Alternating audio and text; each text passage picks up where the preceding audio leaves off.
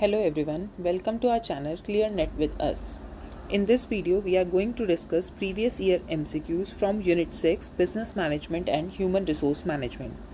This is part 1 of the video.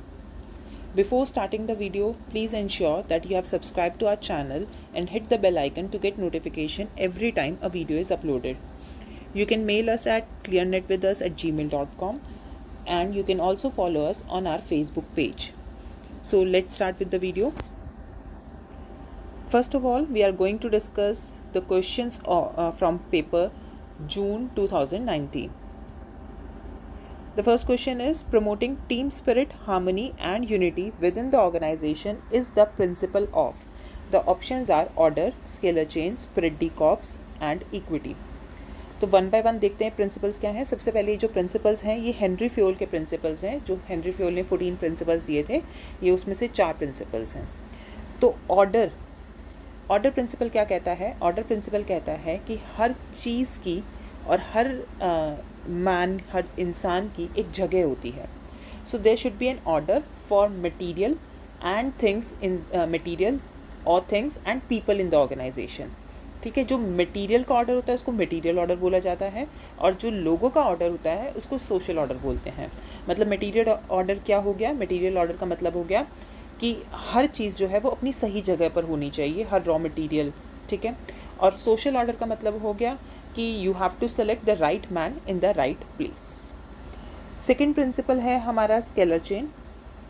Scalar chain जो principle है, ये प्रिंसिपल क्या कहता है? ये चेन ऑफ कमांड के बारे में बात करता है कि as per the chain of command और as per the scalar chain एक फॉर्मल लाइन ऑफ अथॉरिटी होनी चाहिए, कम्युनिकेशन होनी चाहिए, रिस्पॉन्सिबिलिटी होनी चाहिए एक ऑर्गेनाइजेशन के अंदर. और ये जो चेन ऑफ कमांड है ये हमारे ऑर्गेनाइजेशन स्ट्रक्चर में, ऑर्गेनाइजेशन चार्ट से डिपिक्ट होती है. मतलब ये आइडेंटिफाई करती है सुपीरियर और सबऑर्डिनेट का रिलेशनशिप. फिर नेक्स्ट प्रिंसिपल है Spirit de corps. Spirit de corps का मतलब जो होता है वो टीम स्पिरिट होता है. तो मैनेजमेंट का काम है कि वो ऑर्गेनाइजेशन के अंदर यूनिटी, कोऑपरेशन और टीम स्पिरिट जो है वो बना कर रखे. यही हमारी यहाँ पर क्वेश्चन कह रहा है, team spirit, harmony and unity. तो वैसे तो इससे क्लियर हो गया है कि the correct option for this question is esprit de corps. Equity का मतलब भी बता देती हूँ. इक्विटी का मतलब होता है कि सारे एम्प्लॉयज़ को इक्वली ट्रीट किया जाना चाहिए, रिस्पेक्ट दी जानी चाहिए. ये मैनेजर की रिस्पॉन्सिबिलिटी है कि एम्प्लॉयज़ के बीच में कोई डिस्क्रिमिनेशन जो है वो नहीं होना चाहिए. So the right answer for this question is esprit de corps. Moving on to the next question, assertion और रीजनिंग का क्वेश्चन है.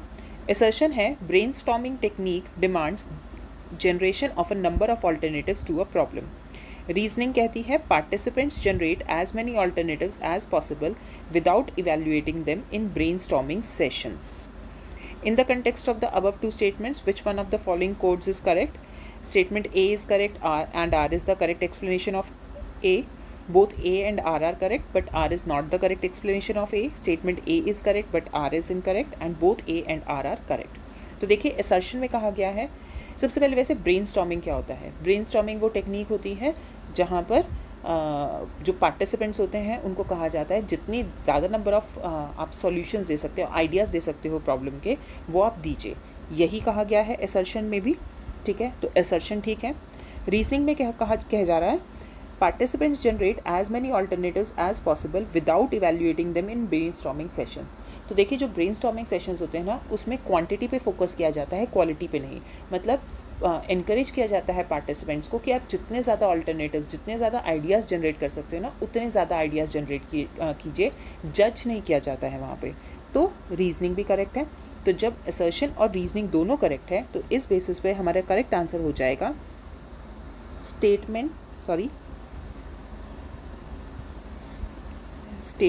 A is correct and R is the correct explanation of A. Next question is, the attitude based on beliefs, opinions, knowledge or information about the particular event which the employees possess is. Options are behavioral attitude, positive attitude, cognitive attitude and effective attitude. तो देखिए सबसे पहले positive attitude जो है वो तो होगा नहीं. क्यों? क्योंकि पॉजिटिव एटीट्यूड का सीधा मतलब होता है कि सकारात्मक सोचना, और क्वेश्चन में इस बारे में कुछ नहीं कहा गया है. तो that means it is not. अब हमारे पास जो 3 ऑप्शंस बची हैं ना, ये 3 ऑप्शंस डिपिक्ट करती हैं, इसको हम बोलते हैं ABC मॉडल किसका? एटीट्यूड का. So this is ABC model. तो affective attitude, A stands for effective attitude.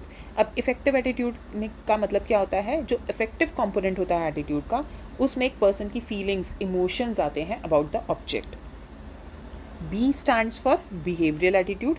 Behavioural का मतलब यहाँ पे क्या है? मतलब एक एक्शन, आपका जो एक्शन है ना वो यहाँ पर आता है, ठीक है. और लास्ट C जो है that is cognitive attitude. Cognitive attitude के अंदर एक पर्सन की बिलीव्स, नॉलेज, एक ऑब्जेक्ट के बारे में, उसके बारे में बात करते हैं. तो देखिए हमारे ऊपर क्वेश्चन में भी यही पूछा गया है, बिलीव्स, ओपिनियन, नॉलेज और इन्फॉर्मेशन. तो यहाँ से क्लियर होता है the correct answer to this option is cognitive attitude. Next question, statements है यहाँ पर दो. स्टेटमेंट 1 है, दो closely related job evaluation and performance appraisal are not the same. Statement 2 है, the purpose of job evaluation is to fix the remuneration and other relevant benefits. अब इन दो स्टेटमेंट्स को देखकर हमें बताना है कि कौन सी स्टेटमेंट करेक्ट है या अगर कोई स्टेटमेंट इनकरेक्ट है. तो देखिए फर्स्ट स्टेटमेंट में कहा जा रहा है दो closely related job evaluation and performance appraisal are not the same. तो ये स्टेटमेंट बिल्कुल करेक्ट है. दोनों आपस में सिमिलर हैं लेकिन दोनों अलग अलग हैं. जॉब इवैल्यूएशन जो होता है, जॉब इवैल्यूएशन होता है जब हम जॉब को इवैल्यूएट करते हैं, ठीक है, जहाँ पर जॉब को एनालाइज करके, जॉब्स को सिस्टमैटिकली एनालाइज करके असर्टेन किया जाता है कि उनकी वर्थ क्या है ऑर्गेनाइजेशन में, ठीक है. And performance appraisal is about people, it is about employees job performance, कि उसका जब आप रेगुलरली रिव्यू करते हो एक एम्प्लॉय की जॉब परफॉर्मेंस, और उस बेसिस पर डिटरमाइन किया जाता है कि एक एम्प्लॉय कितना कंट्रीब्यूट कर रहा है ऑर्गेनाइजेशन में. सो दोनों आपस में रिलेटेड हैं लेकिन दोनों का मतलब अलग है. स्टेटमेंट 2 कहती है the purpose of job evaluation is to fix the remuneration and other relevant benefits. तो मैंने अभी आपको यही कहा जॉब इवैल्यूएशन में कि हम एक जॉब की वर्थ कैलकुलेट करते हैं. तो मतलब वही है कि रेम्यूनरेशन जो है उस जॉब पर कितना दिया जाना चाहिए वो बताया जाता है. तो ये दोनों ही स्टेटमेंट्स जो हैं ट्रू हैं. So that means the answer to this question will be A option, that is both the statements 1 and 2 are correct. Next question is, the social environment of the job affects people and is also affected by them, not by management alone, is the main proposition of. The options are contingency theory of organization, system theory of organization, classical theory of organization and neoclassical theory of organization. देखिए जो contingency theory of organization होती है वो होती है, ये theory ये कहती है कि कोई भी यूनिवर्सल प्रिंसिपल नहीं है जो आप हर सिचुएशन में अप्लाई कर सको. सिचुएशन के अकॉर्डिंग जो है वो चेंज होते जाते हैं. System theory of organisation identify करती है एक ऑर्गेनाइजेशन को एज अ सिस्टम, और जो उसके डिफरेंट डिपार्टमेंट्स हैं वो एक सब यूनिट्स की तरह काम करते हैं. क्लासिकल थ्योरी ऑफ ऑर्गेनाइजेशन में हम टेलर के प्रिंसिपल्स, फ्योल के प्रिंसिपल, वेबर की ब्यूरोक्रेसी थ्योरी, इनकी बात करते हैं. और लास्टली हमारी जो नियो क्लासिकल थ्योरी है वो बात करती है it is human relations theory, जिसमें बात की गई है, फोकस किया गया है ह्यूमन रिलेशंस पे. और यहाँ पर ऊपर भी क्वेश्चन में यही पूछा गया है कि सोशल एनवायरनमेंट जॉब का जो अफेक्ट करता है पीपल को. तो the correct option for this will be neo classical theory of organisation. Next question is, motivation force और level of efforts is not equal to satisfaction and performance. This theory is propounded by. हमारे पास 4 options हैं. सबसे पहले हम देखते हैं व्रूम्स expectancy theory. देखिए व्रूम्स एक्सपेक्टेंसी थ्योरी जो है वो ये कहती है कि मोटिवेशन जो है वो प्रोडक्ट है किसका? वैलेंस और एक्सपेक्टेंसी का. वैलेंस का मतलब होता है कि कितना अट्रैक्टिव है आउटकम इंडिविजुअल के लिए. जितना अट्रैक्टिव होगा वो उसके लिए उतना ही काम करेगा. और एक्सपेक्टेंसी का मतलब होता है कि इंडिविजुअल की बिलीव कि उसका एक्शन जो है that will lead to outcome. फिर हम बात करते हैं एक्स एंड वाई थ्योरी की. एक्स एंड वाई थ्योरी जो है उसमें एक्स और वाई एक तरह से 2 थ्योरीज ली गई हैं जिसमें अलग अलग एजम्पशंस हैं. थ्योरी एक्स एज्यूम करती है कि पीपल बाय नेचर जो है, लोग बाय नेचर लेज़ी होते हैं, अपने काम को पसंद नहीं करते हैं, रिस्पॉन्सिबिलिटी नहीं लेना चाहते हैं. और वहीं पर थ्योरी वाई इसके बिल्कुल अपोजिट है. तो ये भी हमसे नहीं पूछा गया है तो ये भी इसका आंसर नहीं होगा. फिर बात करते हैं एडम्स इक्विटी थ्योरी की. एडम ने जो इक्विटी थ्योरी थी उन्होंने कहा था कि जो लोग होते हैं ना वो कंपेयर करते हैं अपने रिवॉर्ड्स, जो उनको उनकी परफॉर्मेंस पे रिवॉर्ड्स मिल रहे हैं, वो उनको कंपेयर करते हैं अपने फेलो वर्कर्स के रिवॉर्ड्स पे, कि अगर उनके फेलो वर्कर्स ने सिमिलर परफॉर्मेंस की है तो उनको क्या रिवॉर्ड्स मिले हैं, तो उस पे बेस्ड है। लास्टली जो हमारी पॉटर लॉलर मॉडल है वो ये कहता है बेसिकली कि जो जॉब सेटिस्फेक्शन होती है ना, वो बेटर परफॉर्मेंस को लीड नहीं करती है, बल्कि जो जॉब परफॉर्मेंस है it leads to job satisfaction. ठीक है, तो वही देखिए, सेटिस्फेक्शन और परफॉर्मेंस को यहाँ पर इक्वल नहीं कहा गया है। So the correct option for this question will be Porter Lawler model. Moving on to the next question 7th। Question 7th क्या है? Organisation structure that shows a unique combination of strategy, structure and management process is known as. The options are free form organization, virtual organization, network organization and horizontal organization। सबसे पहले free form organisation कौन सी होती है? ये वो organisation होती है जिसमें कोई बाउंड्रीज नहीं होती हैं। ये ऑर्गेनाइजेशन स्ट्रक्चर फ्लेक्सिबल होता है, अडेप्टिव होता है, और ये बिल्ड किया जाता है अराउंड प्रॉब्लम्स, कि जो ऑर्गेनाइजेशन स्पेशल प्रॉब्लम्स फेस कर रही है उसके लिए ग्रुप ऑफ एक्सपर्ट्स लिए जाते हैं जिनके पास डाइवर्स स्किल्स होते हैं। तो बेसिकली यहाँ पर कोई स्ट्रक्चर फॉलो नहीं किया जाता है, फ्लेक्सिबल स्ट्रक्चर होता है ये, इसीलिए इसको फ्री फॉर्म ऑर्गेनाइजेशन कहा जाता है। फिर बात करते हैं हम वर्चुअल ऑर्गेनाइजेशन की। वर्चुअल ऑर्गेनाइजेशन, जैसे कि नाम डिपिक्ट कर रही है, ये एक टेम्परेरी नेटवर्क होता है इंडिपेंडेंट कंपनीज का, जिसमें सप्लायर्स होते हैं, कस्टमर्स हो सकते हैं। ठीक है, और यहाँ पर ना कोई सेंट्रल ऑफिस होता है, ना ही कोई ऑर्गेनाइजेशन स्ट्रक्चर होता है, ना ही कोई हिरार्की है, ना वर्टिकल इंटीग्रेशन है। बेसिकली वर्चुअली आईटी की हेल्प से जो है लिंक में आते हैं और काम करते हैं। Then we have horizontal organisation. Horizontal organisation जो है वो हमारी फ्लैट मैनेजमेंट स्ट्रक्चर होता है। जिन ऑर्गेनाइजेशंस का फ्लैट स्ट्रक्चर होता है वहाँ पर बहुत कम मैनेजर्स होते हैं, और जो एम्प्लॉयज़ हैं वो अपने डिसीजंस लेते हैं, जहाँ पर उन्हें मैनेजर अप्रूवल की एज सच नीड नहीं होती है।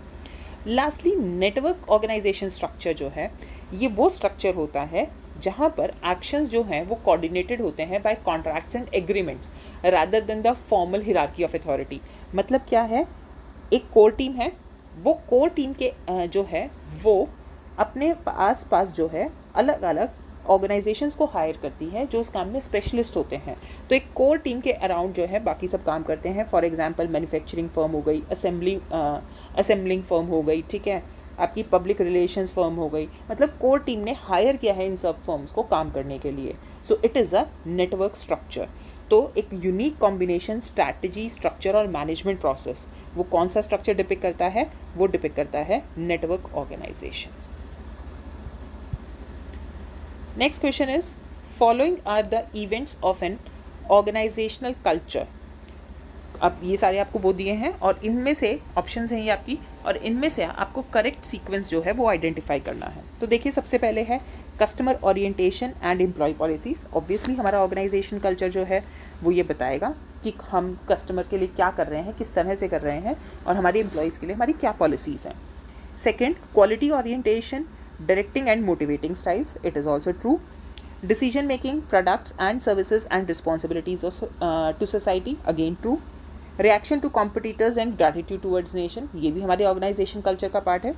Role ambiguities, trade unions and policies. अब आप देखिए, क्या हमारा ऑर्गेनाइजेशन कल्चर हमें रोल एम्बिग्विटीज़ के बारे में बताता है? नहीं बताता है। So out of all the options, first of all, fifth is not the part of organisation culture, first four are part. तो इसके अकॉर्डिंग हमारा जो आंसर है वो है option number 4, first, second, third and fourth. Next question is, list out from the given statements the important ethical principles that a business should follow। अब ये सारे principles दिए गए हैं, तो देखते हैं one by one। To take the necessary action for the development of the concerned industry or business। Obviously her business जो है वो अपने growth के लिए, development के लिए necessary action लेता है, लेकिन ये business की ethical principles का part नहीं होता है। So it is not right। Then we have pay taxes and discharge other obligations promptly। Obviously ये ethics का part है कि हर business जो है वो अपनी obligations को discharge करे, अपने taxes जो है वो time पर pay करे।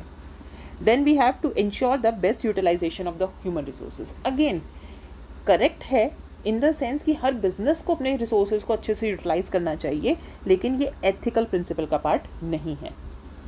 Then we have refrain from secret kickbacks or payoffs to customers, suppliers and administrators. देखिए सीक्रेट किकबैक क्या होता है, कुछ बहुत बार ऐसा होता है कि हम कुछ मनी पे करते हैं इलीगली अपने कुछ काम कराने के लिए, लेकिन यहाँ पर कहा गया है रिफ्रेन फ्रॉम, रिफ्रेन का मतलब ऐसा नहीं करना है, तो ये हमारा एथिकल प्रिंसिपल है. Lastly ensure payment of fair wages and fair treatment of employees, ये भी करेक्ट है. सो आप देख सकते हैं हम सेकेंड, फोर्थ और फिफ्थ जो है वो करेक्ट हैं, तो इस बेसिस पर option 2 will be the correct answer, second, fourth and fifth. अब हम स्टार्ट कर रहे हैं दिसंबर 2019 में जो क्वेश्चंस आए थे फ्रॉम यूनिट 6 उनको. सो देखते हैं question. Which of the following is not a factor contributing to MBO programme failure. सबसे पहले MBO का मतलब क्या है. MBO stands for management by objectives. तो मैनेजमेंट बाय ऑब्जेक्टिव्स मतलब MBO जो है वो एक स्ट्रैटेजिक मैनेजमेंट मॉडल है जिसका पर्पस होता है ऑर्गेनाइजेशन की परफॉर्मेंस को इम्प्रूव करना बाय क्लियरली डिफाइनिंग ऑब्जेक्टिव्स जो मिलकर मैनेजमेंट और एम्प्लॉयज़ ने डिसाइड किए हैं. जब हम मिलकर मैनेजमेंट और एम्प्लॉयज़ मिलकर ऑब्जेक्टिव्स डिसाइड करते हैं ना, फिर उसके बाद कोर्स ऑफ एक्शन डिसाइड करते हैं, तो उससे ज़्यादा पार्टिसिपेशन होता है, ज़्यादा कमिटमेंट होता है एम्प्लॉयज़ का टुवर्ड्स द ऑर्गेनाइजेशन. तो इसीलिए MBO जो है वो यूज़ किया जाता है. अब यहाँ क्वेश्चन में कहा गया है which of the following is not a factor contributing to MBO programme failure. मतलब इनमें से कौन सा वो ऑप्शन है जिससे MBO जो प्रोग्राम है हमारा वो फेल नहीं होता है. हमें बताना है कौन सा फैक्टर है जिससे MBO प्रोग्राम फेल नहीं होता है. तो ऑप्शंस देखते हैं. फर्स्ट है altering goals to meet changes in circumstances. तो देखिए ये ऑब्वियस सी बात है, अगर आपको फेल नहीं होना है और जो आपने पहले अपने ऑब्जेक्टिव सेट किए थे उसके हिसाब से एनवायरनमेंट में चेंजेस आ गए तो आपको अपने गोल्स को चेंज करना चाहिए, तो it is correct. Then easy goals, obviously easy goals होंगे तो होने ही नहीं चाहिए पहले तो. Lack of management support, wrong. Setting of unrealistic difficult goals, wrong. So the correct option for it is altering goals to meet changes in circumstances. So next question is, what is the typical sequence in which the following selection devices are used by the company? तो यहाँ पर आपको process given है selection का, आपको इनको correct sequence में लगाना है. तो देखिए ऑप्शंस है reference checks, physical examination, application blank, hire, conditional offers, more interviews, screening interviews and test. तो इसमें सबसे पहले हम देखते हैं, सबसे पहले आएगा एप्लीकेशन ब्लैंक कि सबसे पहले जो है वो एप्लीकेशन फॉर्म भरा जाता है. उसके बाद आएगा स्क्रीनिंग इंटरव्यूज़, उस मतलब स्क्रीनिंग इंटरव्यू होता है आपका. उसके बाद टेस्ट कंडक्ट किए जाते हैं, ठीक है. उसके बाद टेस्ट होने के बाद जब आप टेस्ट भी क्लियर कर लेते हो उसके बाद आपके और इंटरव्यूज़ होते हैं, ठीक है. तो ये ऑप्शन आ जाएगी हमारी, सिक्स्थ ऑप्शन जो है वो आ जाएगी. फिर उसके बाद आपका रेफरेंस चेक किया जाता है, अगर आपके रेफरेंसेस जो है वो सब सही आ गए तो उसके बाद आपको कंडीशनल ऑफ़र दिया जाता है. अगर आप वो एक्सेप्ट करते हो तो आपका फिज़िकल एग्जामिनेशन होता है और लास्टली आपको हायर कर लिया जाता है, ठीक है. तो अगर इस बेसिस पे देखें तो देखिए सबसे पहले आया थर्ड ऑप्शन, फिर सेवेंथ ऑप्शन, फिर eighth option, and based on this हमारा जो यहाँ पर करेक्ट ऑप्शन है वो ऑप्शन है option number 1. Next question is which of the following types of authorities are found in most organisations. Division authority, line authority, staff authority and functional authority. देखिए इन सब में डिवीजन अथॉरिटी जो है वो कॉमनली फाइंड नहीं किया जाता है क्योंकि ज़रूरी नहीं है हर ऑर्गेनाइजेशन में डिविजन्स क्रिएट की जाए, लेकिन लाइन अथॉरिटी होती है, स्टाफ अथॉरिटी होती है, फंक्शनल अथॉरिटी होती है. So the correct options will be second, third and fourth, which is are fourth option here. Next question is functions of a first level or frontline supervisors are to include which of the following. अब frontline supervisor जो होता है वो उसके क्या क्या functions होते हैं. सबसे पहले है to determine individual job assignment, कि हर इंडिविजुअल जो है वो क्या करेगा वो डिटरमाइन करना हाँ जी करता है वो. To attend to grievances and resolve conflicts, मतलब सबकी प्रॉब्लम्स जो है ग्रीवियंसेस जो है उनको सुनना और उनको रिजॉल्व करना. Yes. To provide technical knowledge and guidance to workers, जहाँ पर भी वर्कर्स को ज़रूरत है हाँ जी.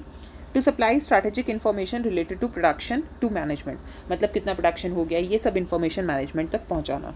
तो मतलब चारों ये काम जो है फंक्शंस वो परफॉर्म करता है. So the correct answer will be all of them.